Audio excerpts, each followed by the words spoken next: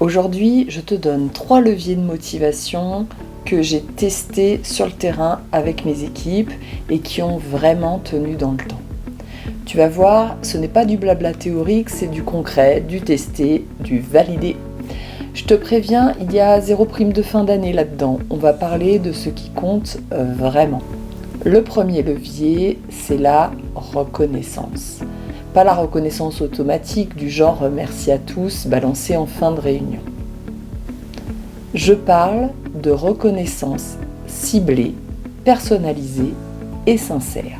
Par exemple, au lieu de dire « bravo Jean-Claude pour le rapport », dis plutôt « bravo pour ce rapport, tu as réussi à clarifier un sujet complexe, c'est vraiment top pour que le client comprenne ». C'est spécifique, donc ça marque. Et plus c'est précis, plus ça donne envie de recommencer. Le deuxième levier, c'est l'objectif stimulant. Ton équipe, elle veut savoir où elle va, mais pas juste qu'il faut atteindre 100% des objectifs. Ça, c'est pas motivant.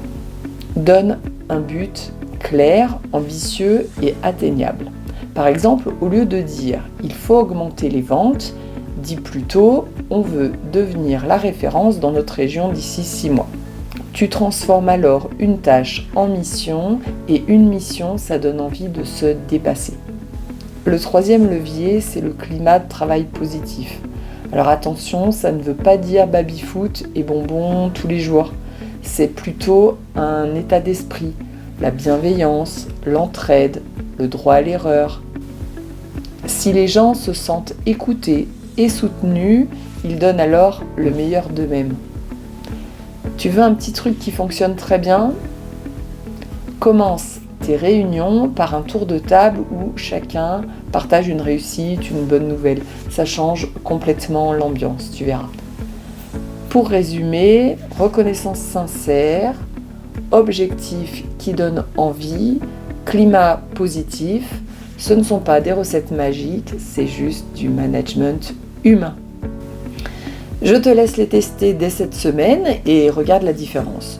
Tu me diras en commentaire si tu as essayé et quel impact ça a eu.